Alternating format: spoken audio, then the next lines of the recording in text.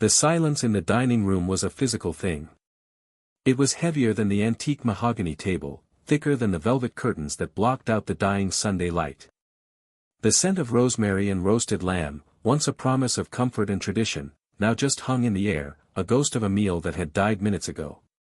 My fork was still in my hand, hovering over a piece of potato I no longer wanted.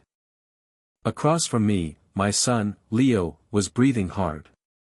His face was flushed, a deep, angry red that clashed with the soft, cream-colored walls of the room.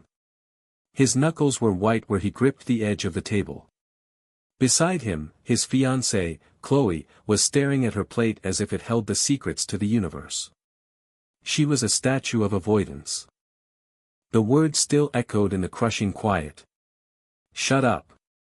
Nobody asked you." They weren't just words. They were stones. Stones he had picked up and thrown directly at my chest. And they had hit their mark. I felt a hollow ache spread through me, cold and vast. It was the kind of cold that starts deep in the bones and works its way out, freezing everything it touches. I looked at my son. My boy. The same boy I taught to ride a bike on the sprawling lawn outside this very window. The same boy whose scraped knees I had cleaned and bandaged. I saw his face, but it was overlaid with a stranger's sneer. A man I didn't recognize. A man I didn't want to know. I didn't say a word. What was there to say? To argue would be to validate his outburst. To yell back would be to lower myself to his level. So I chose the only thing I had left, silence. A silence born not of weakness, but of a profound and sudden clarity. Slowly, deliberately, I placed my fork and knife together on my plate. The gentle clink of silver against porcelain was a cannon blast in the stillness. I folded my napkin, placed it beside my plate, and pushed my chair back. The scrape of the chair legs on the polished oak floor was a mournful sound. I stood up. I didn't look at Leo. I didn't look at Chloe. I looked past them, toward the door of my study. Every step I took felt measured, heavy, as if I were walking through deep water. I could feel their eyes on my back. I'm sure Leo expected me to turn around, to come back, to either yell or concede. He was used to one or the other. He wasn't used to this. I walked into my study and closed the door behind me, the soft click of the latch sounding like a final verdict. The room was dark, save for the sliver of moonlight cutting through the window. It smelled of old books, leather, and the faint, sweet scent of the pipe tobacco my own father used to smoke. It was my sanctuary. Tonight, it felt like a tomb. My hand trembled as I reached for the brass handle of the top drawer of my desk. I didn't need to turn on a light. I knew what was inside. I had known its location every single day for the past 5 years. It was a thick sheaf of papers, bound in a dark blue legal cover. A document my lawyer had called the culmination of a lifetime's work. The Harrison and Sons Construction Inheritance Trust. The legal instrument that would one day pass everything I had ever built, everything my father had built before me, into the hands of the young man in the other room. My hand hovered over the drawer, shaking, a bridge between a lifetime of love and a single, shattering moment of disrespect. But that was the end. The beginning of the end had started 2 weeks earlier, on another Sunday, in that same dining room. 2 weeks earlier. The house was always too quiet on Sundays before Leo arrived. It was a silence filled with echoes. I could walk through the grand, empty rooms of our Concord home and hear the ghost of my wife Eleanor's laughter. I could see her arranging flowers on the mantelpiece, her brow furrowed in concentration. She had been gone for 5 years, but her presence was etched into the very bones of the house. Without her, it was just a collection of beautiful, lonely rooms. The Sunday dinner was my ritual, my anchor. It was the one tradition I had clung to fiercely after she passed. It was my way of keeping the family, what was left of it, together. I'd spend the afternoon cooking, just as she had taught me. The familiar motions of chopping vegetables, of seasoning a roast, were a form of meditation. It was the only time the house felt warm, filled with purpose. This particular Sunday, I was feeling hopeful. Leo had been talking for weeks about a new deal he was closing. The waterfront project, he called it. He was proud of it, and I wanted to be proud of him. At 28, with an MBA from a top school, he was sharp. He had the intellect. What I worried about was his patience, or lack thereof. He wanted the world, and he wanted it yesterday. He saw my deliberate, methodical approach to business, the same approach that had turned my father's small construction company into a multi-million-dollar real estate empire, as a weakness. He called it old-fashioned. The grandfather clock in the hall chimed 5 times. Right on cue, I heard the crunch of tires on the gravel driveway. A moment later, the front door opened and his voice, full of unearned confidence, boomed through the hall. "Dad? We're here. And I hope you're ready for some good news." I smiled, wiping my hands on my apron. I walked out to greet them. Leo stood there, beaming, his arm wrapped possessively around Chloe's waist. He was handsome, I had to admit. He had his mother's bright eyes and easy smile, but he had my height and build. Chloe looked up at him with pure adoration. She was a pretty girl, a budding interior designer with ambitions that matched Leo's. She was also, I suspected, more in love with the lifestyle my son represented than with the man himself. But I kept that thought to myself. A father's place is to be supportive, even when his gut tells him to be wary. "Smells incredible, Arthur," Chloe said, giving me a quick, air kiss on the cheek. "Welcome, you too." "Dinner's almost ready," I said, my eyes on my son. "Good news," you said. Leo's grin widened. "The best. Let's eat first. I want to tell you all about it over dinner. It deserves a proper announcement." We settled around the dining table. The late afternoon sun streamed in, catching the light in the crystal water glasses. For a moment, it was perfect. A family portrait. If you didn't look too closely, you could almost ignore the empty chair at the head of the table, the one that had been Eleanor's. As we ate, Leo could barely contain himself. He talked a mile a minute, painting a grand picture of his waterfront project. It was a luxury condo development, he explained, with stunning views and cutting-edge amenities. He'd been negotiating with the city and the landowners for months. "And today," he said, putting his fork down for dramatic effect, "they signed. We got it, Dad. I got it. I locked it down." Chloe squeezed his arm. "He was amazing, Arthur. You should have seen him. So confident." "I'm sure he was," I said, a genuine warmth spreading in my chest. This was what I wanted for him. Success. A sense of accomplishment. "Tell me about the terms, son. What did you have to concede to get the deal done?" This was my way of gently probing. In my experience, a deal that seems too good to be true often is. The devil is always in the details. Leo waved a dismissive hand. "Oh, the usual stuff. A few zoning variances, some commitments on local hiring. Nothing we can't handle. The main thing is, we have the land, and we have the permits. We can break ground in 6 months." My internal alarm bells started to ring, soft but persistent. Just 2 days earlier, I'd had my weekly lunch with Frank Miller, my COO and oldest friend. Frank had been with the company since my father's time.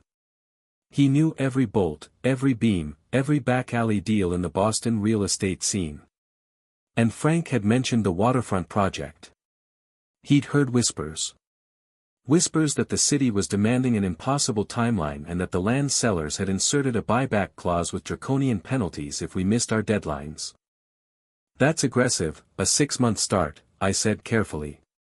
"The city planning board is usually booked a year in advance for a project that size. Did you get a guarantee they'd fast-track our permits?" Leo's smile tightened just a fraction. "I handled it, Dad. I told them Harrison and Sons delivers. Our name still means something, you know. He said it as if he had built that name himself. Our name means something because we've never missed a deadline or broken a promise in 60 years, I replied, my voice even. It's a reputation built on caution and diligence, not just speed. See, that's the old way of thinking, Leo shot back, a familiar edge to his voice. You have to be aggressive now. You have to take risks. You can't just sit around waiting for everything to be perfect. While you're being diligent, someone else is closing the deal. Chloe nodded in agreement. Leo's right, Arthur. The market moves so fast these days. I took a slow sip of water, choosing my next words with care. This wasn't just about a business deal anymore. It was about his character. There's a difference between a calculated risk and a foolish gamble, Leo. A good deal is one where both sides walk away feeling like they won. If you squeeze them too hard on the terms, they will look for any excuse to make our lives difficult down the road. They'll fight us on every inspection, every permit, every single delay. Or, Leo said, leaning forward, his voice dripping with condescension, they'll respect that we were the smarter ones in the room and fall in line.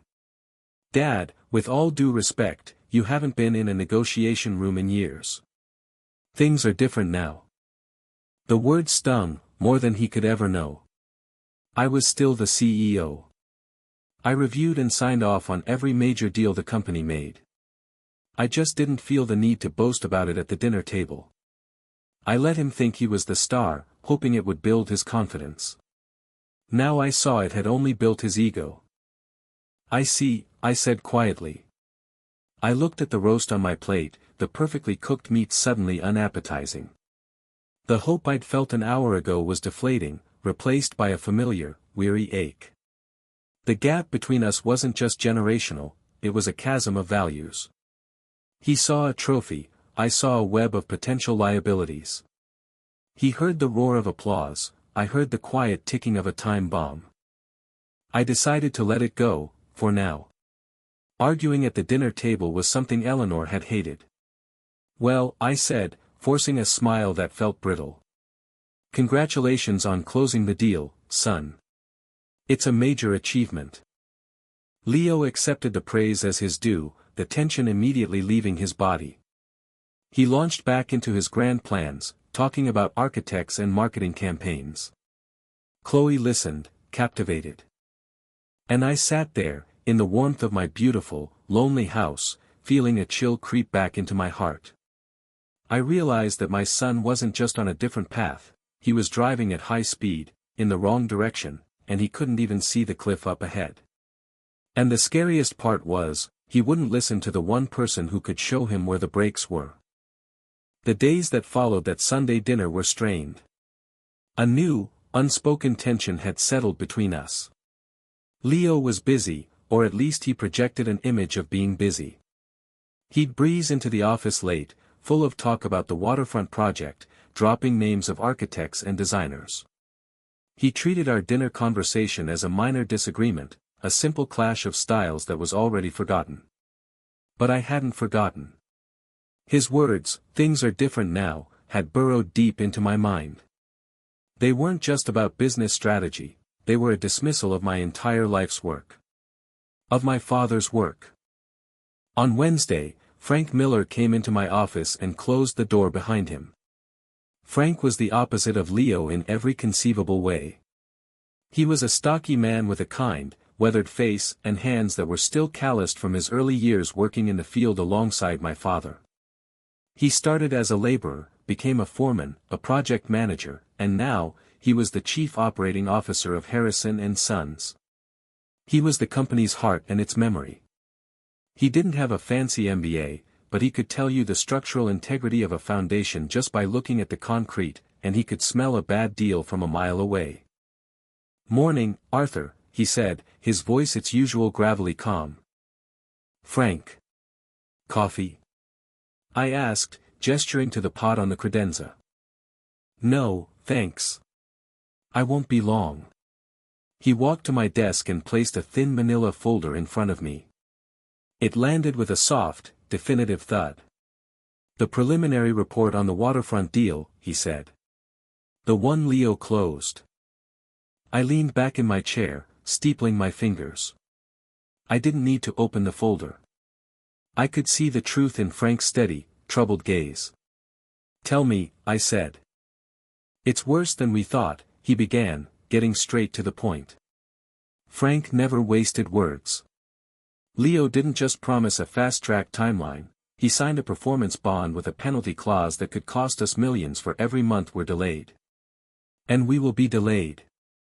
The city's lead planning engineer is on medical leave. His department is backlogged for at least 8 months. There's no way we break ground in 6. I felt a cold knot tighten in my stomach. A performance bond. It was a rookie mistake, a sign of desperation to close a deal at any cost. What about the land sellers? I asked. The buyback clause is ironclad, Frank said, his expression grim. If we fail to meet the groundbreaking deadline, they have the option to repurchase the land for 70% of what we paid. They're betting on us to fail, Arthur. They sold us a piece of land knowing the city couldn't deliver on the permits, signed a contract that penalizes us for the city's delay, and built themselves a safety net to get their land back at a massive discount, plus our initial investment. They played him like a fiddle. I closed my eyes. This was beyond arrogance. This was incompetence wrapped in the flag of ambition. Leo hadn't been the smartest guy in the room, he'd been the only fool. He'd been so desperate to bring home a trophy that he didn't bother to read the inscription on the bottom, the one that said, "You've been warned." He didn't run any of this by the legal department, I said. It wasn't a question. Not a word, Frank confirmed. He used his executive privilege to push it through. Said it was time-sensitive. I was silent for a long time, the hum of the city outside my window the only sound. Frank stood patiently, waiting. He knew me well enough to know that my silence was not inaction. It was thought. It was calculation. It was grief. He sees the company as a bank account, Frank, I finally said, my voice barely a whisper. A machine that prints money. He doesn't see the people. He doesn't see the legacy. Frank nodded slowly. He's young, Arthur. He's got Eleanor's fire, but he hasn't learned your patience. The mention of her name was a gentle blow to the chest. Eleanor. She had been the bridge between me and Leo, especially during his rebellious teenage years. She understood his ambition because she had it too, but hers was tempered with compassion. She would have known how to reach him. She would have known how to guide him back to shore. But she was gone, and I was failing. Thank you, Frank, I said, opening my eyes. I'll handle this. For now, let this stay between us. Of course, he said. He gave me a look of deep sympathy, turned, and left, closing the door as quietly as he had entered. I sat alone in my office, the silent folder on my desk feeling as heavy as a tombstone. I wasn't angry anymore. The anger had burned out, leaving behind a profound sadness. I had given my son everything. The best schools, a life without hardship, a future gilded with opportunity. And in doing so, I had failed to give him the one thing that truly mattered, an understanding of value. He knew the price of everything, but the value of nothing. My eyes drifted to the photograph on my credenza. It was a picture of Eleanor, taken about 10 years ago.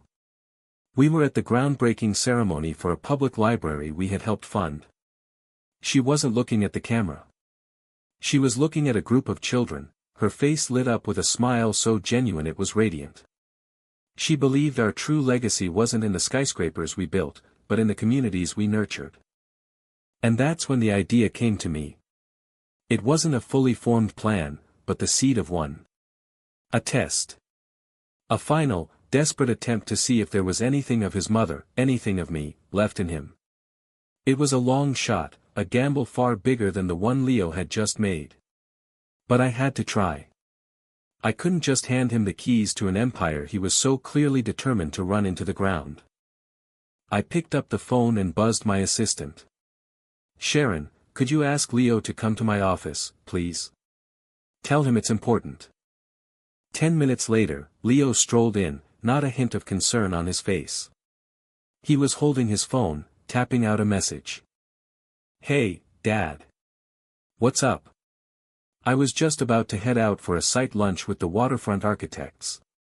He was trying to sound casual, but I could hear the subtle message, my time is important. Make this quick. Close the door, I said, my tone leaving no room for argument.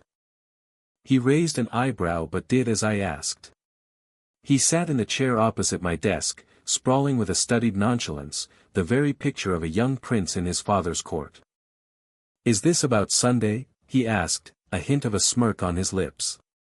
Look, if I was a little sharp, I'm sorry. I'm just passionate about this project. This isn't about the waterfront project, I said, pushing the damning folder to the side, out of his line of sight. I would deal with that mess myself, quietly, in the background. This was about something else. I have a new assignment for you. His interest was piqued. Oh yeah? Bigger than waterfront? Are we buying out that tech park near the highway? I told you that was a gold mine. I ignored his question. I opened a drawer and pulled out a different file. This one was old, the label handwritten in Eleanor's elegant script, Concord Senior Community Center. I pushed it across the desk toward him. I want you to take over this project. Effective immediately. Leo glanced at the label, his brow furrowing in confusion. He opened it. Inside were architectural sketches for a modest, single-story building, a budget proposal, and letters of support from local community groups. It was a non-profit project. A project Eleanor had poured her heart into before she got sick. A project I had kept funded, waiting for the right time, the right person, to see it through. He looked up at me, his face a mask of disbelief. A community center? For old people? You're joking, right? I've never been more serious in my life, I said calmly. Your mother cared deeply about this. She believed we had a responsibility to give back to the town that has given our family so much. I want you to be the one to build it. I want you to see it from the first shovel in the ground to the ribbon-cutting ceremony. Leo let out a short, incredulous laugh. He pushed the folder back toward me as if it were contaminated. Dad, no offense, but this is charity work. This is a waste of my time. I'm closing multi-million-dollar deals that will define the Boston skyline. You want me to go from that to building a bingo hall? What will people say? There it was. What will people say? Not, what is the right thing to do? Not, what would Mom have wanted? His entire world was a performance, and this new role wasn't glamorous enough for him. I don't care what people say, I said, my voice dangerously quiet. I care about the foundation of this company. And that foundation is not concrete and steel, Leo. It's integrity. It's community. It's respect. Values you seem to have forgotten. His face hardened. The mask of the charming air fell away, revealing the petulant, entitled boy underneath. Oh, I get it. This is punishment, isn't it? This is you putting me in my place because I dared to do something on my own, because I have my own vision. You can't stand that I'm not just a carbon copy of you. This isn't a punishment, Leo. It's an opportunity, I said, though my heart was sinking. It's an opportunity for you to understand what our name, the name you're so proud of, truly represents. It's an opportunity to manage a project from start to finish, to deal with contractors, with budgets, with real people whose lives will be better because of what you build. It's the most important project in this company right now. That's ridiculous and you know it, he said, his voice rising. It's a pathetic little side project. Chloe and I are planning our wedding, I'm managing the biggest deal this company has seen in a decade, and you want me to babysit a construction site for a bunch of senior citizens? No. Absolutely not. Get Frank to do it. Get some junior manager to do it. I'm not doing it. He stood up, ready to storm out, to end the conversation. You are, I said, my voice as cold and hard as granite. I stood up to face him, my full height matching his. For the first time in a long time, I wasn't his father making a suggestion. I was the CEO of the company giving an order. The waterfront project is being put on hold, pending a full review by our legal and finance teams. Your new, and only, assignment is the Concord Senior Community Center. You will start Monday. That is not a request. The color drained from his face. He stared at me, his mouth slightly agape. He was a chess player who had just realized his king was in check, and he hadn't even seen the move coming. The shock in his eyes quickly morphed into a cold, simmering fury. You'll regret this, he hissed, his voice low and venomous. He turned and wrenched the door open, slamming it behind him with a force that rattled the photo of Eleanor on the credenza. I stood there in the echoing silence, the space between us now a declared war zone. The test had been set. And with a sickening certainty, I felt I already knew the outcome. He would fail. He would fail spectacularly. And I, his father, would have to be there to witness it. The week that followed was a cold war fought in the corridors of the office and the silence of our home. Leo accepted his new assignment with a veneer of compliance that was more insulting than open defiance. He treated the Concord Senior Community Center project not as a responsibility, but as a sentence to be served. He would show up to the small, muddy lot on the edge of town in his gleaming silver sports car, wearing clothes that cost more than the weekly salary of any man on the crew. He'd walk the site for 10 minutes, his hands in his pockets, a look of profound boredom on his face, before disappearing for the rest of the day. His compliance was a performance. The real rebellion, the real battle, was fought through invoices and purchase orders. It began subtly. The first report came from Frank a week after the project started. He came into my office, his face set in stone, and laid a purchase order on my desk. This is for the foundation, Frank said. Leo signed off on it. I looked at the specs. It was a lower-grade concrete mix than what Eleanor's architect had specified.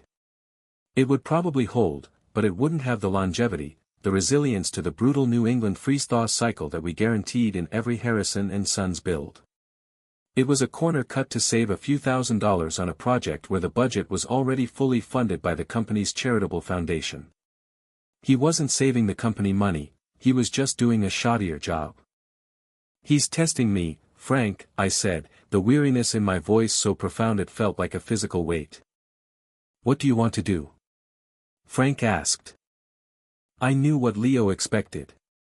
He expected me to call him out, to have a fight, to prove his point that I was a micromanager who couldn't let go.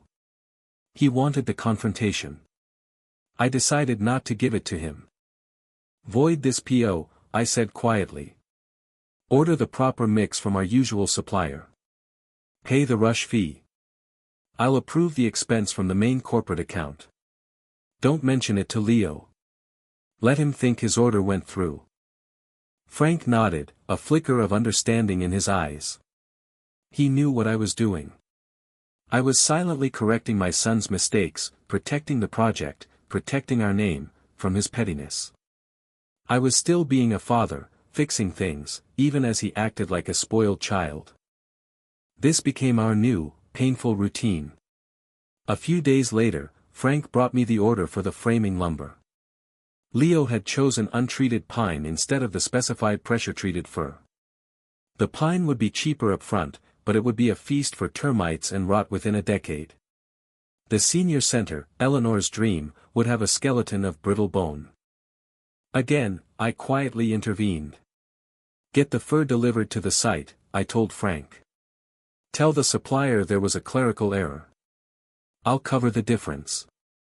While Leo was busy pinching pennies on a project meant to honor his mother's memory, he was spending my money with an abandon that was breathtaking. The first credit card statement arrived in the mail at the house. I had given him a supplementary card on my personal account years ago, for emergencies and reasonable expenses. I opened the envelope in the quiet of my study, the only light from the green-shaded lamp on my desk. The list of charges was a testament to his contempt. $5,000 dinners in Boston's trendiest restaurants. A weekend trip to Nantucket.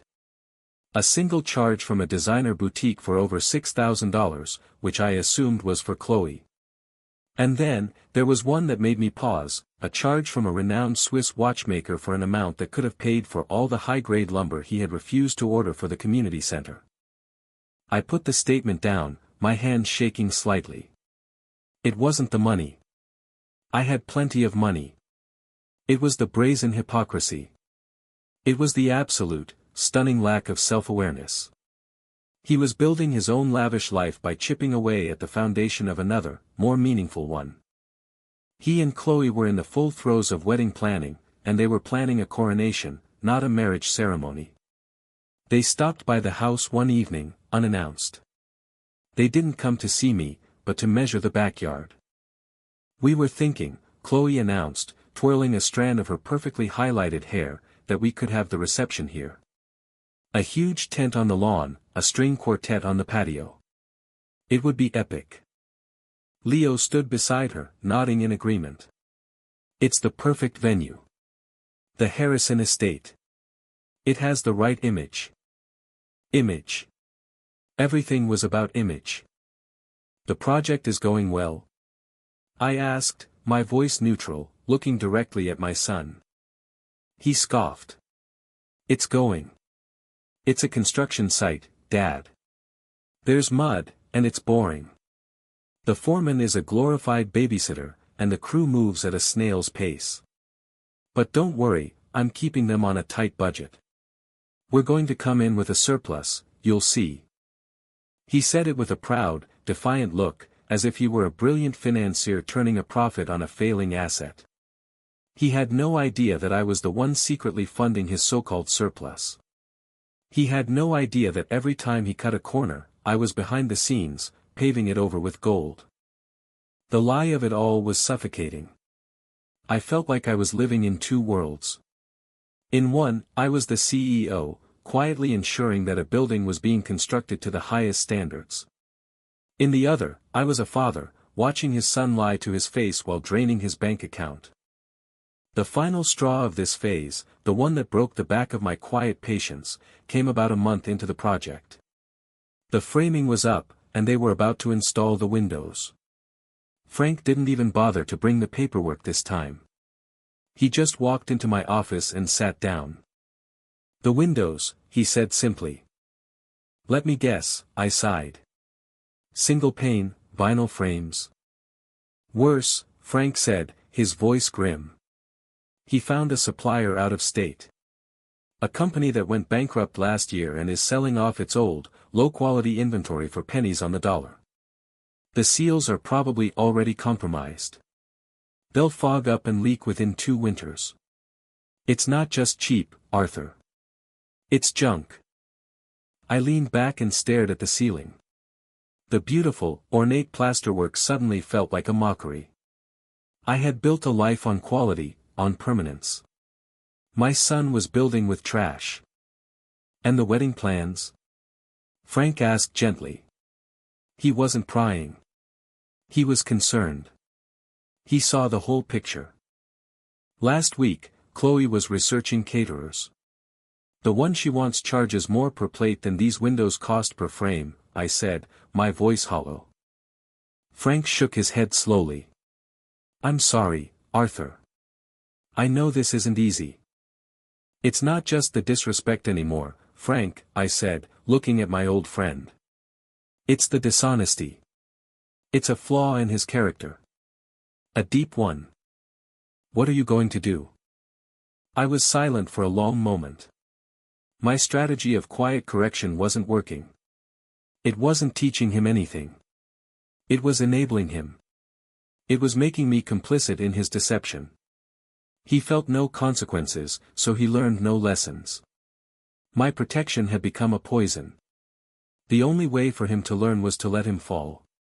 But the thought of letting Eleanor's project, her one tangible dream left on this earth, fall with him was unbearable. "I don't know," I admitted, and the words tasted like failure. "I honestly don't know what to do with him." That night, I couldn't sleep. I found myself in Eleanor's old gardening room. It was a small, glass-walled conservatory off the library, filled with her orchids. I had kept them alive, diligently watering and feeding them, for 5 years. It was a promise I had made to her. I touched the petal of a white phalaenopsis, its delicate surface as smooth as silk. Eleanor had loved these flowers. She said they were like people. "They look fragile," she used to say, "but they're incredibly resilient. They just need the right conditions to grow. Not too much sun, not too much water. You can't force them to bloom, you just have to give them a reason to." I had given Leo too much sun. I had watered him with a fortune he never had to earn. I had tried to force him to bloom into a man he wasn't ready to be.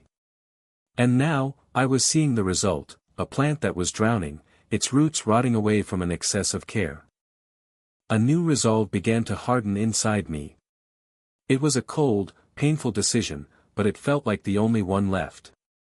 I could not protect Eleanor's memory by sacrificing the very values she held dear. And I could not protect my son from himself forever. Sooner or later, the world would teach him the lessons I had failed to impart. Maybe, just maybe, it was better for that education to begin now, under my watch, than later, when the stakes would be the entire Harrison legacy. The next morning, I made a call to my lawyer. "David," I said, my voice steady. "I need you to draw up a document. It's a transfer of authority. I want to be ready to hand over full operational control of Harrison and Sons to Leo." David was silent on the other end of the line. "Arthur. Are you sure?" "Just draw it up," I said. "I need to have it ready." I didn't know if I would ever use it. But creating it felt like a necessary step. It was the ultimate test. I would lay the entire kingdom at his feet. And before I did, I would have one last conversation, one final attempt to reach the son I remembered, the boy who still lived somewhere inside the arrogant, hollow man he had become. I decided to host our weekly Sunday dinner as usual. It felt fitting. The tradition that was meant to hold us together would be the stage for our final reckoning. The week leading up to that fateful Sunday dinner was the quietest of all. It was the calm before the storm, and the silence was thick with unspoken ultimatums. Leo, for his part, seemed to sense a shift in the wind. He became less openly defiant and more cautiously expectant. He must have assumed his frugal management of the community center project, combined with my lack of confrontation, meant he had won. He likely thought I had finally accepted his new way of doing things, and was preparing to reward him. He wasn't entirely wrong. I was preparing a reward, but it was attached to a test he didn't know he was about to take. On Friday afternoon, the document from my lawyer arrived by courier. It was heavy in its leather-bound portfolio, feeling more substantial than its few pages should have. I sat in my study, the door closed, and read it over. The language was cold and legal, but the implication was earth-shattering. The undersigned, Arthur Harrison, CEO, does hereby transfer and assign full operational authority and majority voting rights of Harrison and Sons Construction to Leo Harrison. It was all there. The kingdom. The keys. Everything my father had started with a single truck and a bag of tools. Everything I had built into an institution. I placed the portfolio on the corner of my desk, deliberately leaving it in plain sight. It was a calculated move. A piece of bait. I wanted him to see it when he inevitably came to the house for dinner on Sunday. I wanted the image of that document, the physical manifestation of his inheritance, to be fresh in his mind. I hoped a desperate, foolish hope, perhaps that the sheer gravity of it would inspire a moment of humility, a flicker of gratitude. The house felt cavernous that Sunday. As I prepared the roast, the familiar motions felt mechanical. My heart wasn't in it. I was a general preparing the battlefield, not a father preparing a family meal. I set the table with our best china, the plates Eleanor had picked out years ago. Each clink of silver against porcelain sounded unnaturally loud, an echo in the vast, waiting silence. They arrived precisely at 5. Leo strode in with the air of a conquering hero, Chloe clinging to his arm, her smile as bright and hard as a diamond. She was wearing a new dress, one I recognized from the credit card statement. "Something smells good, Dad," Leo said, his tone magnanimous. It was the voice of a man who believes he is about to get everything he has ever wanted. "I hope you're hungry," I replied, my voice betraying none of the turmoil inside me. We sat down. The meal began as it always did, with small talk. Chloe chattered on about the wedding planner they'd hired, a woman famous for orchestrating outrageously expensive society weddings. Leo spoke about the stock market, dropping casual references to his recent wins in a personal trading account I knew, that was funded by the salary and bonuses I paid him. I let them talk. I was a quiet observer, a ghost at my own table. I watched my son, searching for any sign of the boy I once knew. I saw none. I saw only a man intoxicated with himself, a man who wore his entitlement like a fine suit. My eyes kept flicking toward the door of my study. I imagined the blue portfolio sitting on my desk, a silent, powerful observer to this whole charade. I had planned to guide the conversation gently toward the future, toward responsibility. I wanted to give him an opening to show me he understood the weight of the legacy he was so eager to claim. But Chloe, in her blissful ignorance, created an opening I hadn't anticipated. "Oh, Arthur, I almost forgot to show you," she squealed, pulling her phone out of her purse. "The planner sent over the mock-ups for my dress. It's a custom design." She turned the phone around. On the screen was a sketch of a wedding gown of breathtaking complexity.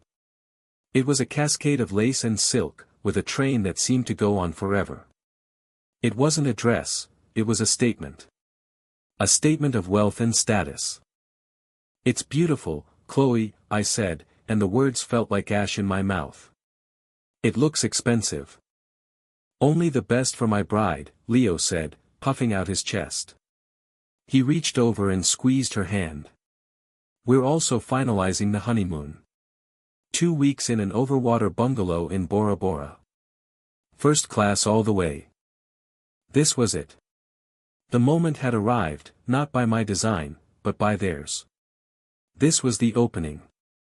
I put my fork down. I looked from Chloe's excited face to Leo's smug one. And I spoke, my voice low and measured, but carrying the weight of the entire week, the entire month, of his deceptions. "A beautiful dress and a wonderful trip," I started, my voice carefully neutral. "They are things. And things are enjoyable. But they are not what lasts." Leo's smile faltered. He recognized the shift in my tone. "Dad, don't start." "I'm not starting anything, Leo," I said, keeping my gaze fixed on him. "I'm finishing something. For 60 years, the name Harrison has stood for something in this town. It stood for quality. For integrity. It stood for building things that last. We've built office towers and bridges, yes. But we've also built parks and libraries. We've built a reputation. That is the real inheritance.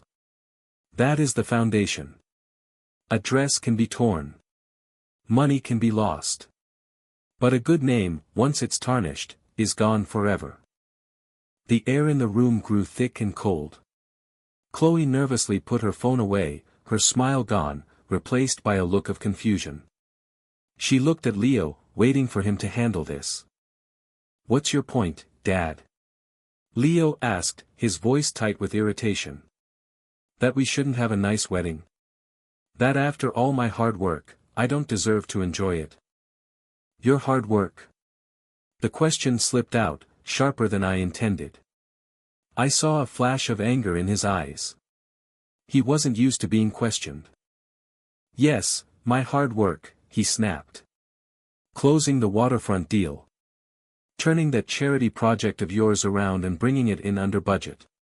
While you sit here in this museum, I'm out there making things happen. He had no idea. The sheer, blinding arrogance of it was staggering.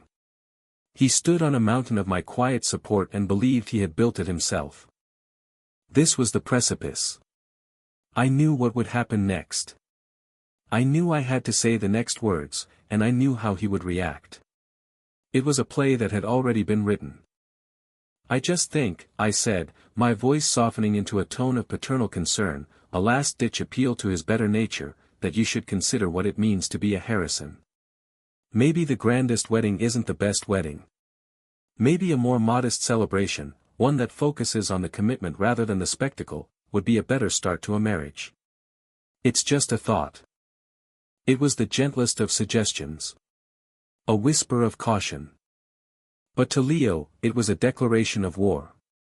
He saw it as a direct attack on his authority, on his choices, on his fiancée. He saw it as me, the old man, once again telling him what to do. His face, which had been tight with irritation, contorted into a mask of pure rage. He threw his fork down. It clattered against the china with a sound like a gunshot. A thought? He spat, his voice rising to a shout that filled the cavernous room. I'm so tired of your thoughts. I'm tired of your lectures and your sanctimonious speeches about integrity and legacy. You live in the past, old man. This is my life. My future. My wedding. Chloe shrank back in her chair, her eyes wide with shock. She had never seen this side of him. I had. But never this raw, this unrestrained. I remained silent. I looked at him, my face a calm, sad mask. My silence was gasoline on his fire. He wanted me to fight back. He needed me to engage, to yell, to justify his rage. He leaned forward across the table, his face just a few feet from mine. The veins in his neck stood out. This is why you put me on that pathetic project, isn't it? To humiliate me. To try and control me. Well, it didn't work. I'm still here, and I'm more successful than ever. And I'll spend my money however I damn well please. He was breathing heavily, his chest heaving. I said nothing. I just looked at him, my heart breaking with every silent beat. This was my son. My only child. And he was looking at me with pure, unadulterated hatred. And then, he delivered the final, fatal blow. The words that would sever the last thread of hope I had been clinging to. He pointed a shaking finger at me. So just shut up. Shut up. Nobody asked you. The shout echoed in the room, vibrating against the crystal glasses, against the portraits of his grandparents on the wall, against the very foundation of the house. The sound faded, leaving behind a silence that was profound and absolute. A silence of the grave. In that moment, everything became clear. The test was over. He had failed. He hadn't just failed to show humility or gratitude. He had failed to show basic human decency. He had taken my love, my support, my legacy, and spat it back in my face. I looked at his furious, contorted face. I looked at Chloe, pale and trembling. And I felt a strange and terrible peace descend upon me. The agonizing indecision was gone. The path forward was now stark and clear. He had made the choice for me. Slowly, deliberately, just as I had pictured in my nightmares, I placed my fork and knife together on my plate. I folded my napkin. I pushed my chair back from the table. I stood up. This time, when I walked toward my study, it wasn't a retreat. It was an advance. Every step was firm, measured. I was no longer an anguished father. I was an executioner. I opened the study door and walked to my desk. The blue portfolio was right where I had left it. A beacon of a future he had just forfeited. From the dining room, I heard Leo's voice, a little less certain now, a little confused by my silent departure. What's he doing? I'm sure he thought I was going to get the portfolio and give it to him. An act of surrender. A final admission that he had won. The thought probably brought a smirk to his face. I picked it up. The leather was cool and smooth beneath my fingers. I could feel the weight of my life's work, my father's life's work, in my hands. Through the crack in the door, I could see them watching, waiting. I held it up for a moment. Then, with a slow, deliberate motion, I began to tear it in half. The sound of thick, high-quality paper ripping was surprisingly loud in the quiet house. It was a dry, rasping sound. The sound of a bond breaking. The sound of a future being erased. I tore the two halves into quarters. And the quarters into eighths. I didn't stop until the entire document, the culmination of a lifetime's work, the keys to the kingdom, was nothing but a pile of jagged, useless scraps in my hands. Then, I turned to the handsome mahogany wastebasket beside my desk, opened my hands, and let the pieces flutter down like dead leaves. The rustle of the torn paper settling in the wastebasket was the only sound. It was a soft, final sigh. For a moment, the world seemed to hold its breath. I stood there, my empty hands feeling strangely light. A great weight, the weight of a false hope I hadn't even realized I was carrying, had been lifted. There was no joy in it, only a stark, desolate freedom. I turned from the desk and walked back to the doorway of the study. I didn't enter the dining room again. I simply stood on the threshold, a sentinel guarding a border that had just been irrevocably drawn. Leo and Chloe were frozen in a tableau of disbelief. Leo was half risen from his chair, his mouth agape.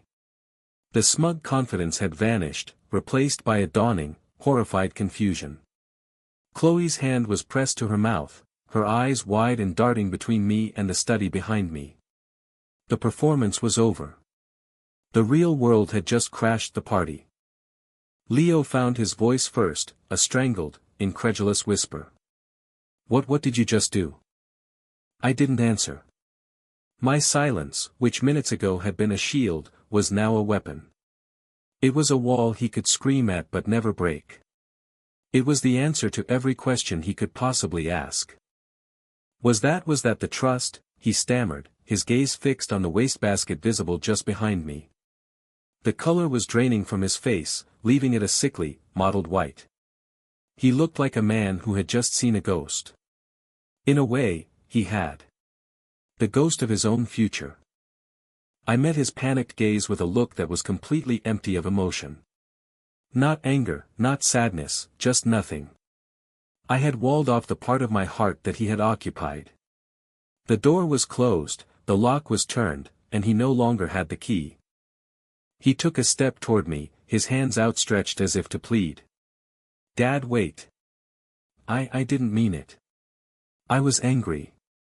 I was just blowing off steam." The words were hollow, meaningless. An apology born of fear, not remorse. He wasn't sorry for what he had said, he was terrified of the consequences. He had finally pushed too far, and he had felt the foundations of his world shift beneath his feet. I gave a single, almost imperceptible shake of my head. It was the only communication I would offer. It was enough. His face crumpled. The arrogant air disappeared, and for a fleeting second, I saw a frightened little boy. "No," he whispered. "You can't. You can't do this." I turned my back on him. I walked back to my desk, pulled out my desk chair, and sat down. Then I reached forward and slowly, deliberately, pulled the study door shut. The click of the latch was a sound of absolute finality. It was the sound of a vault being sealed. I sat there in the dark, listening. I heard frantic whispering from the dining room. Chloe's voice, high and panicked. Leo's, low and desperate. I heard the scrape of chairs, the sound of footsteps on the hardwood floor. A moment later, there was a frantic rapping on the study door. "Dad! Dad, open the door. We need to talk about this. You can't just do this." I stared at the wood grain of the door, unmoved. He was right. We didn't need to talk. He had said everything that needed to be said at the dinner table. My actions were my reply. "Arthur, please." It was Chloe's voice now, strained and thin. "He's sorry. We're sorry. Please, just open the door." Her apology was as empty as his. She wasn't sorry for the disrespect. She was sorry the 5-star honeymoon to Bora Bora was suddenly in jeopardy. She was sorry the fairy tale had just turned into a horror story. The knocking became more frantic, more demanding. "Dad! This is insane. Open this door right now." His voice was cracking with a mixture of rage and panic. He was used to doors opening for him. He couldn't comprehend one remaining closed. I did nothing. I sat in the darkness and the silence, my hands resting on the cool, smooth surface of my father's desk. I felt a strange sense of calm. The decision, as painful as it was made. The die was cast. Now, all that was left was to deal with the consequences. After what felt like an eternity, the knocking stopped. The shouting subsided into desperate murmurs. I heard them move away from the door, their footsteps hesitant. I heard the front door open, and then close. I heard the sound of Leo's sports car starting, the engine revving too high, followed by the squeal of tires as he tore down the gravel driveway, spitting stones in his wake. And then, silence. The same heavy silence that had filled the house for the past 5 years. But this time, it felt different. It was no longer the silence of grief. It was the silence of resolve. I didn't move for a long time. I just sat in the dark, letting the reality of what I had done settle over me. I had disinherited my only son. Not in a fit of rage, but with the cold, deliberate clarity of a surgeon amputating a diseased limb to save the body. The body, in this case, was Harrison and Sons. It was my father's legacy. It was Eleanor's memory. It was everything that mattered more than Leo's spoiled, ungrateful ambition. The next morning, I was at the office before the sun came up. The building was quiet, the air still and cool. I walked through the empty hallways, my footsteps echoing in the pre-dawn stillness. It felt like my company again. My first call was to Frank Miller. I asked him to meet me in my office at 7. He arrived at 5 minutes to, a thermos of coffee in his hand, his face etched with concern. He knew something was wrong. I didn't waste time. I told him everything. The dinner. The outburst. The torn-up trust. I relayed the story in a flat, emotionless monotone, like a man reading a field report. Frank listened without interrupting, his expression growing more somber with every word. When I finished, he was silent for a long moment, staring into his coffee cup as if searching for an answer there. Finally, he looked up at me. "Are you okay, Arthur?" he asked, his voice full of a genuine, brotherly concern that almost broke through my wall of composure. "I will be," I said. "But there are things that need to be done. Immediately." "Just tell me what you need," he said, his loyalty as solid and dependable as the foundations we built. "First, call IT. Revoke all of Leo's access credentials. His key card, his network login, his email. Everything. Effective immediately." Frank nodded, already pulling out his phone. "Second, call the bank and cancel his corporate credit cards. And the supplementary card on my personal account." Another nod. "Third," I said, taking a deep breath. "Draft a letter of indefinite suspension. Cite gross insubordination and unprofessional conduct. I want it delivered to him by messenger before noon." Frank paused, his thumb hovering over his phone screen. "Suspension, not termination." "Suspension," I confirmed. "Termination is final. This is something else. He is still my son, Frank. As much as I may not want him to be right now." It was the first crack in my armor, the first admission of the pain that lay beneath the cold resolve. Frank just nodded, his expression softening with understanding. He knew this was killing me. At 9 a.m., I convened an emergency meeting of the board of directors. They were a small group of trusted, long-serving executives, Frank among them.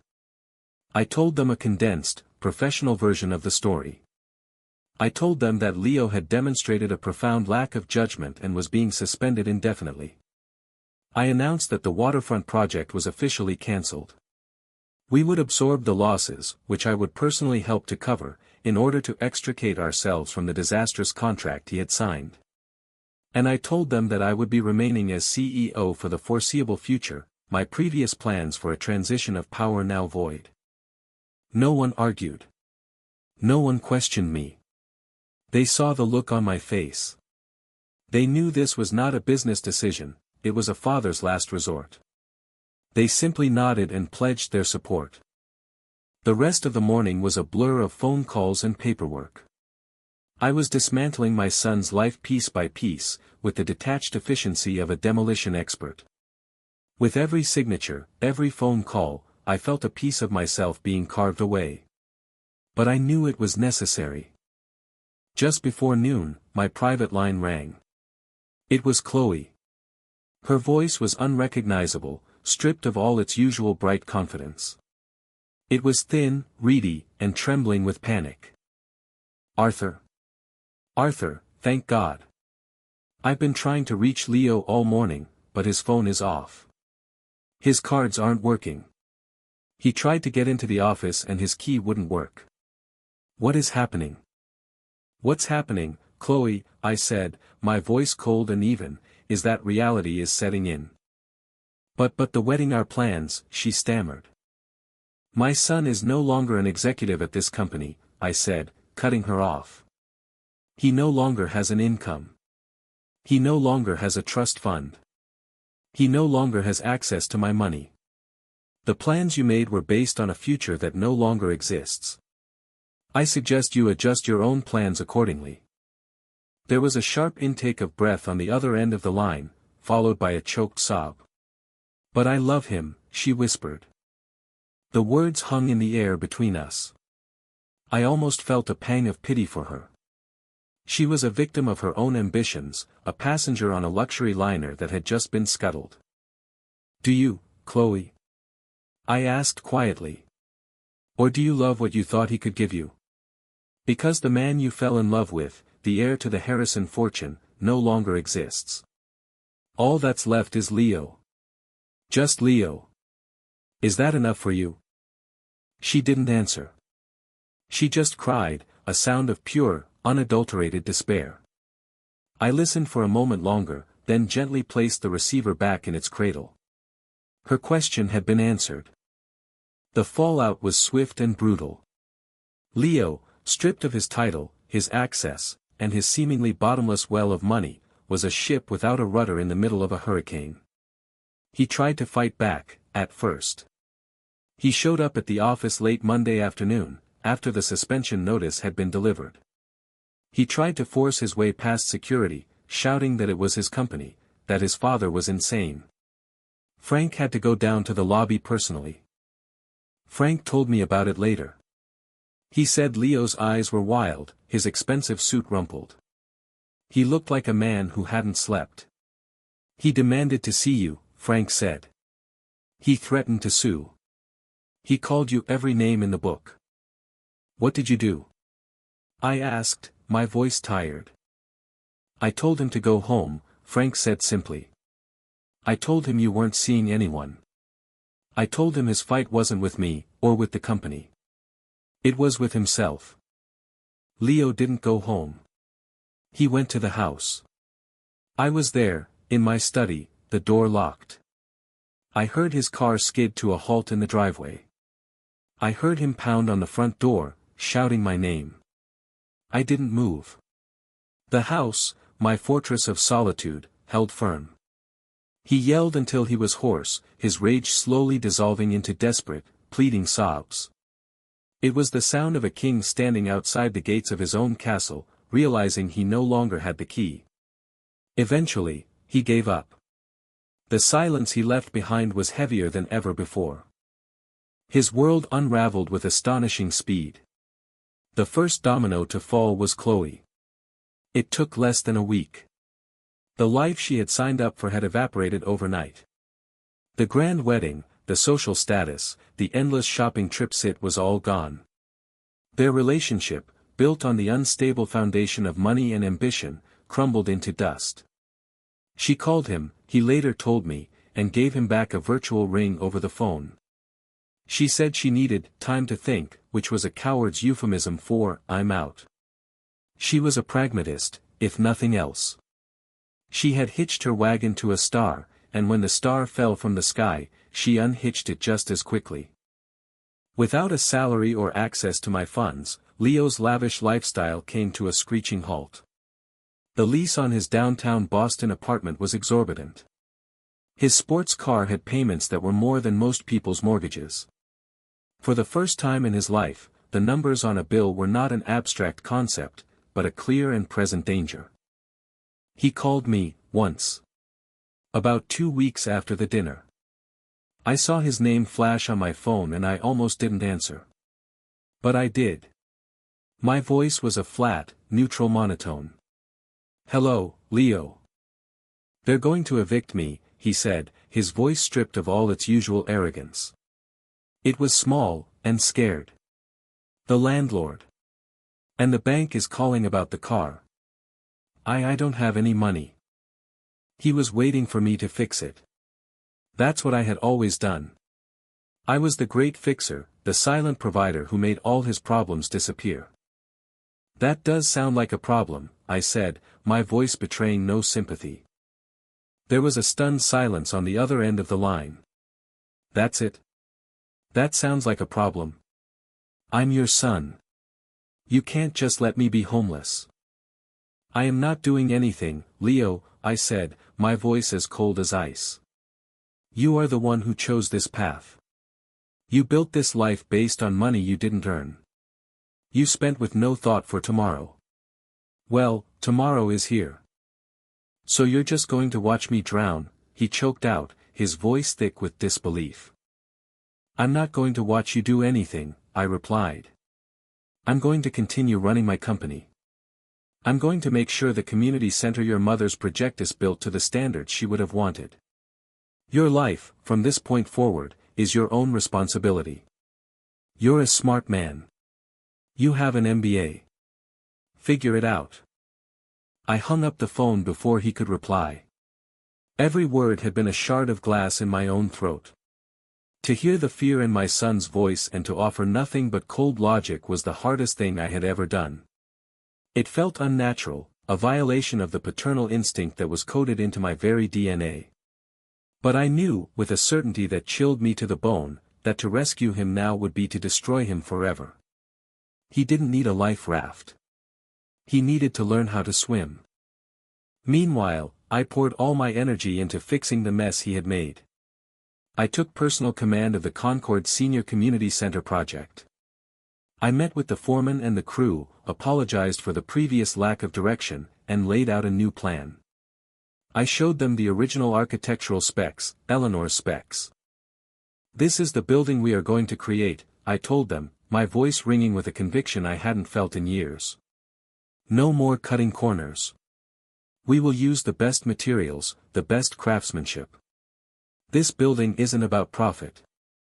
It's about a promise. We will build it as if we were going to live in it ourselves." The crew, men who had been treated with disdain by Leo, responded to my respect with a renewed sense of purpose. The mood on the job site transformed overnight. The sound of hammers and saws became a cheerful, productive rhythm. I was there every day, walking the site, talking to the workers, my hands getting dirty for the first time in years. It felt good. It felt real. Frank took care of the waterfront disaster. It was a costly and humiliating process. We paid the exorbitant penalties to break the contract. We sold the land back to the original owners at the massive loss Leo had agreed to. Our reputation took a hit, but I made sure the word got out that Harrison and Sons was making good on its flawed agreements. We paid our debts. The damage was financial, but I was determined it would not be moral. Weeks turned into a month, then 2. Leo disappeared from my life. Frank, through his network of contacts, would give me occasional, discreet updates. Leo had sold his car for a fraction of what he owed on it, the bank taking the rest. He had been evicted from his apartment. He was, for a time, staying on a friend's couch, but that welcome soon wore out.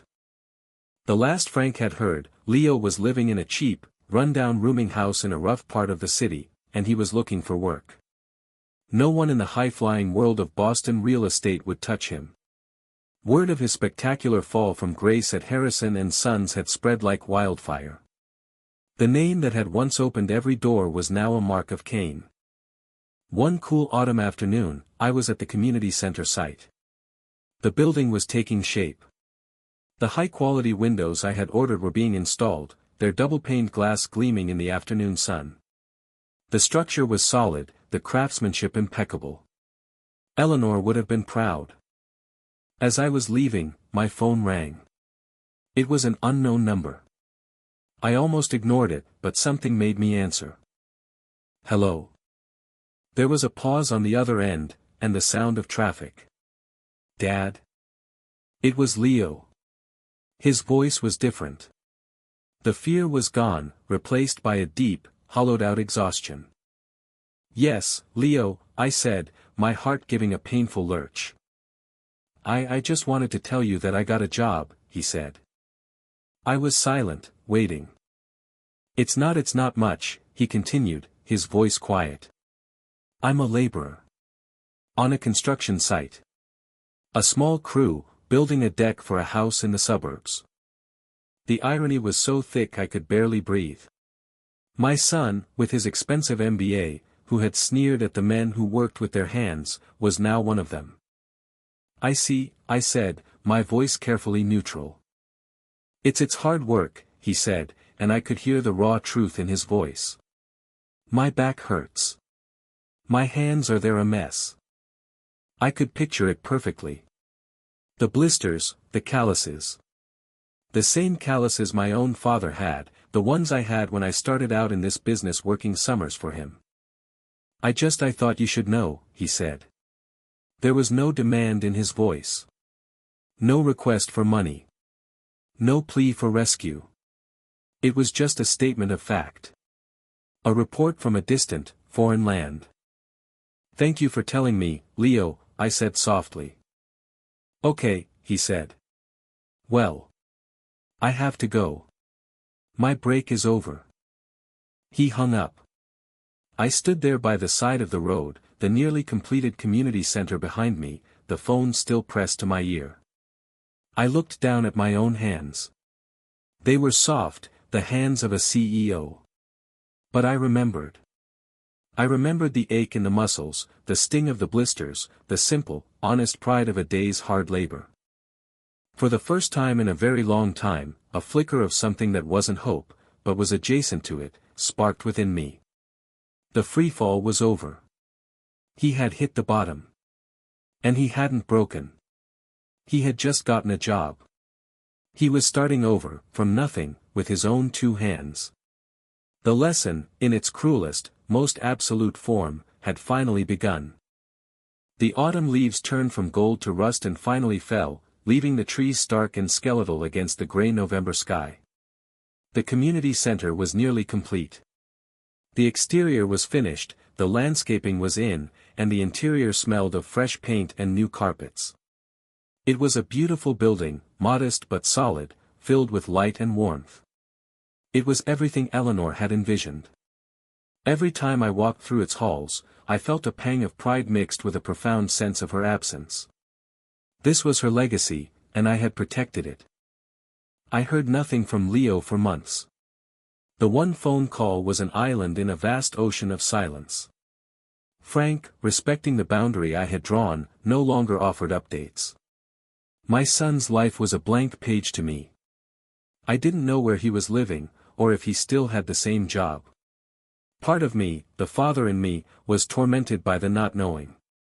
I lay awake some nights, staring at the ceiling, picturing him in a cold room, struggling to make ends meet.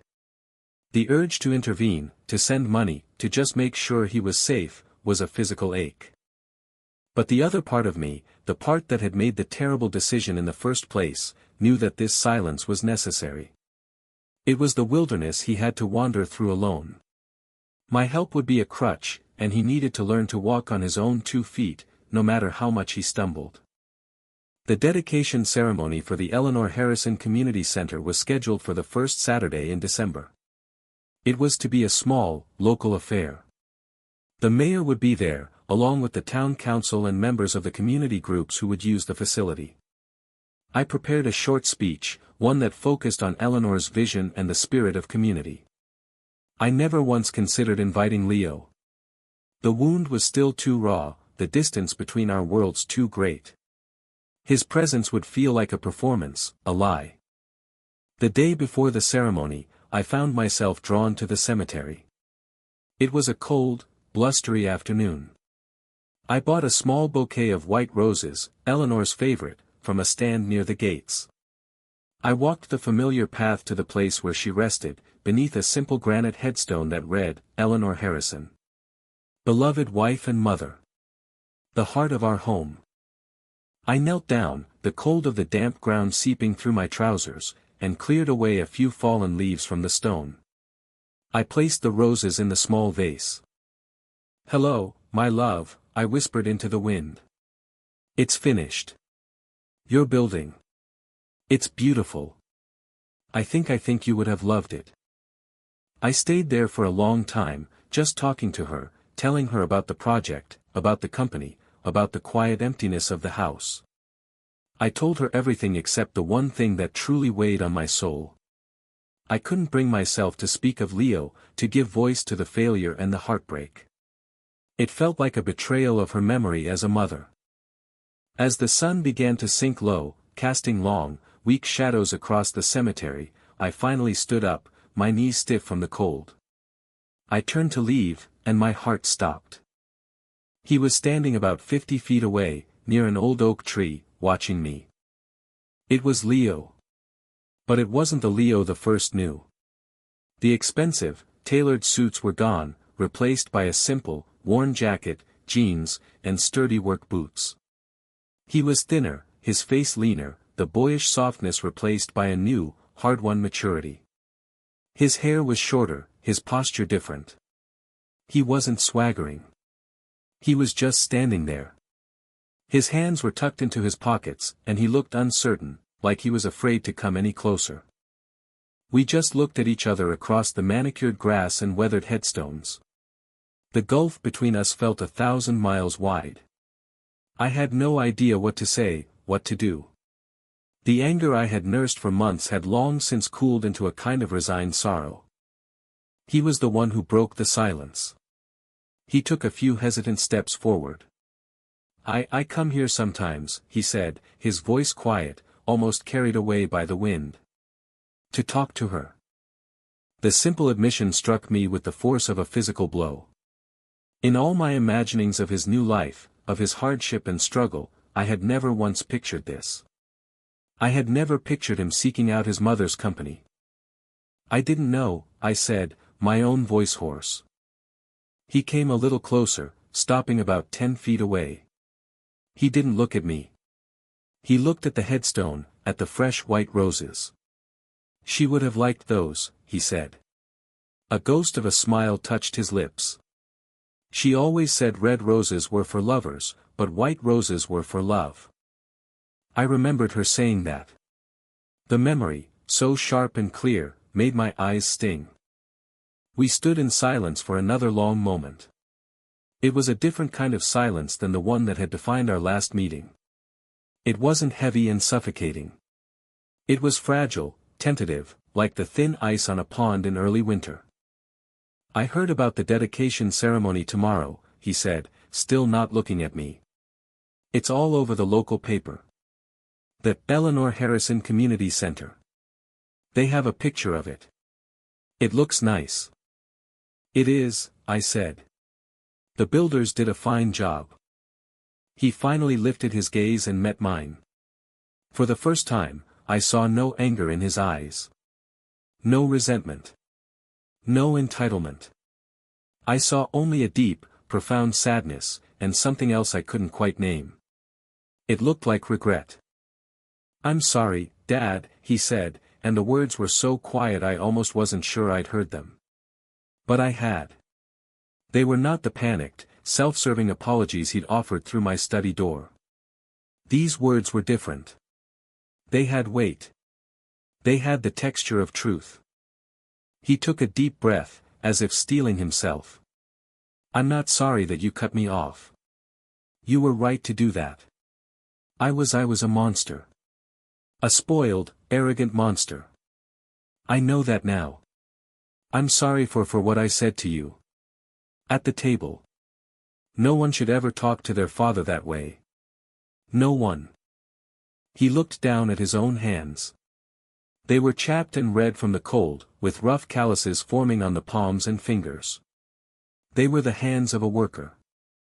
"For the first few months," he continued, his voice low, "I hated you. I blamed you for everything. I told myself you were a cruel old man who had thrown his own son to the wolves. It was easier than admitting the truth." "And what's the truth, Leo?" I asked, my voice gentle. "The truth is you didn't throw me to the wolves. You just stopped protecting me from myself. I've been working for the past 5 months. Real work. 12-hour days, sometimes. Hauling lumber, mixing concrete, digging foundations. It's the hardest thing I've ever done. And at the end of the week, I get a paycheck. And when I hold it in my hand it's not much, but it's mine. I earned it. No one gave it to me." He looked up at me again, and I could see the sheen of unshed tears in his eyes. "I get it now, Dad. I finally get what you were trying to tell me all along. About value. About earning your place. About what a name is supposed to mean. I get it." The wall I had so carefully constructed around my heart began to crumble. The cold resolve melted away, and the raw, aching love for my son, the love I had tried so hard to suppress, flooded back in. He was still my boy. And he was lost. And he was finally, finding his way home. "I treated Harrison and Sons like my personal piggy bank," he said, a bitter laugh escaping his lips. "I never once stopped to think about the other families it supported. The men on the crews. The office staff. Frank. I put all of them at risk with that stupid waterfront deal, didn't I?" "Yes," I said softly. "You did. I wouldn't lie to him. Not anymore. He needed the hard truths." He nodded, accepting it. "And the community center moms project. I used the cheapest materials I could find. I treated it like garbage. I dishonored her memory." His voice broke on the last few words, and he had to stop, a wave of shame washing over his face. I took a step toward him, then another. I closed the distance between us and stood before him, before my son. He was taller than I remembered. Or perhaps I was just stooped with the weight of the last few months. I reached out, not to hug him, not yet. I just placed my hand on his shoulder. He flinched slightly at the contact, as if unused to a gentle touch. "The center is built to last, Leo," I said, my voice thick with emotion. "It's built right. The way she would have wanted." He looked at me, his eyes full of a pain that mirrored my own. "I don't deserve to be here," he whispered. "I don't deserve to even stand by her grave." "She would disagree," I said, my grip on his shoulder tightening.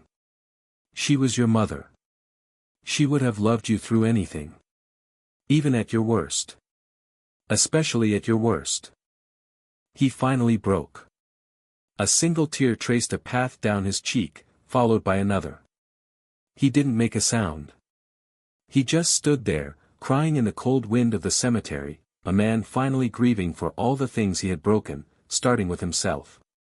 And I stood with him, my hand on his shoulder, a father and son sharing a long overdue moment of sorrow and, perhaps, the first, fragile seed of forgiveness. The dedication ceremony the next day was a simple, heartfelt event. The small auditorium inside the new community center was filled with the cheerful chatter of Concord residents. The mayor gave a speech. The head of the Senior Citizens Council gave another, her voice trembling with gratitude. When it was my turn, I stood at the modest wooden podium and looked out at the faces in the crowd. They were friends, neighbors, the people who formed the fabric of the town our family had called home for 3 generations. My eyes scanned the back of the room, almost involuntarily. He wasn't there. A part of me, a small, foolish part, had hoped he might show up, to stand quietly in the back and observe. But he hadn't. I understood why. This was a celebration of a legacy he felt he had no claim to.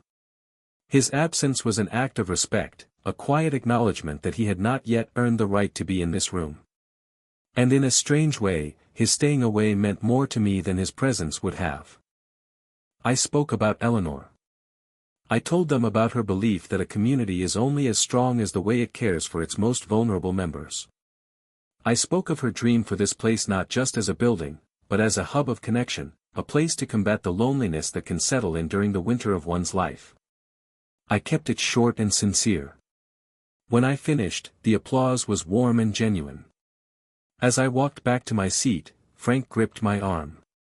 "She would have been proud, Arthur," he said, his voice thick. "Of the building, and of you." In the weeks that followed, life settled into a new kind of normal. The encounter at the cemetery had changed everything. The war was over. The cold silence between me and Leo had been replaced by something new and undefined. We didn't talk often. Maybe once every couple of weeks. He would call, usually on a Sunday evening, the time our family dinners used to be. The calls were brief, almost formal. He would ask how I was. I would ask how he was. He'd tell me about his work. He'd moved from a temporary labor pool to a steady job with a small, reputable framing contractor. He talked about learning to read blueprints, about the satisfaction of seeing a wall go up straight and true. He never asked for anything. He never complained. He just reported, like a soldier in the field checking in with his commanding officer. And I would listen. I didn't offer advice. I didn't offer praise. I just listened. It was all he seemed to want, and it was all I knew how to give. It was a slow, painstaking process. We were like 2 people who had been in a terrible accident, learning to walk again, one careful, hesitant step at a time. We were rebuilding our relationship from the foundation up, and this time, we were using better materials. One Saturday in early spring, I drove out to a subdivision on the other side of town. It was a new development of upscale homes, the kind Harrison and Sons might have built a decade ago. I found the lot number Leo had mentioned on his last call. A large house was being framed, its skeletal structure of fresh pine and plywood stark against the bright blue sky. I parked down the street and just watched for a while. I saw the crew working, their movements efficient and practiced. And I saw my son. He was in the middle of it all, a tool belt strapped around his waist, a hammer in his hand. He was talking to another worker, pointing at a blueprint, his expression serious and focused. He moved with a confidence that was completely different from the arrogant swagger he used to have. This was a quiet, earned confidence. The confidence of a man who knows his trade. He looked happy. Not in the loud, performative way he used to be, but in a deeper, more settled way. He was part of a team. He was building something real. I drove away without him ever knowing I was there. And for the first time since that terrible Sunday dinner, the ache in my chest eased, replaced by a feeling I could finally identify as pride. Not pride in an heir, but pride in a man. My son was becoming a man, on his own terms. A few more months passed. The snows melted, and the first green shoots of spring began to push through the cold soil. The community center was thriving.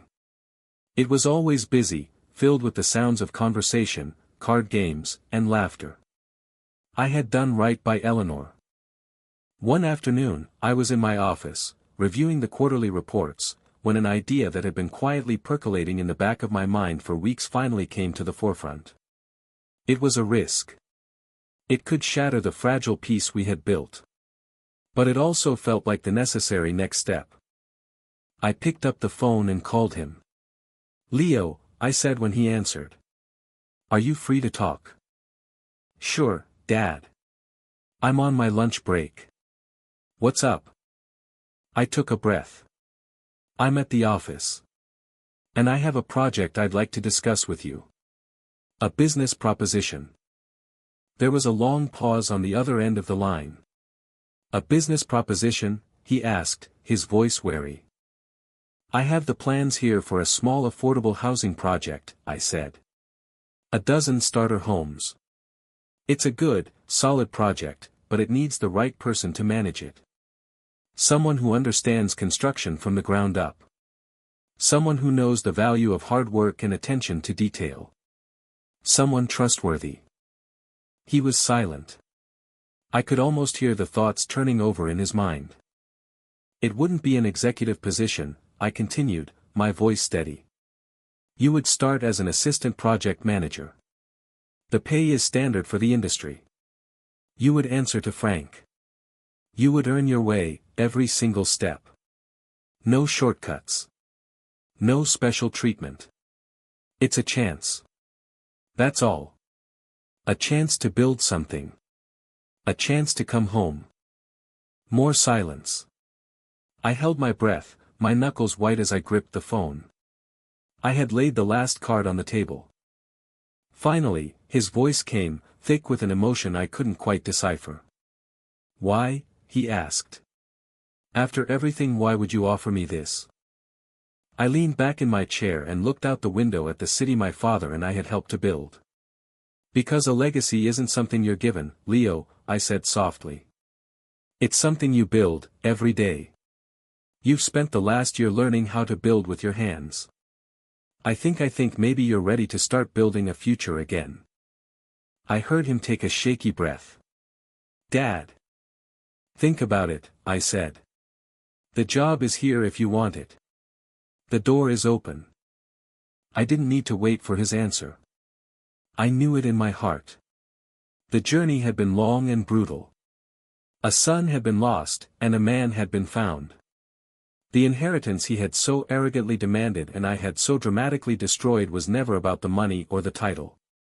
The true inheritance was the chance to start over. The chance to earn back his name. And as I hung up the phone, I looked at the empty chair on the other side of my desk. For the first time, it didn't feel like it was waiting for an heir. It felt like it was waiting for a partner. The silence in the room was no longer empty. It was filled with possibility. It was filled with hope. Our story was not over.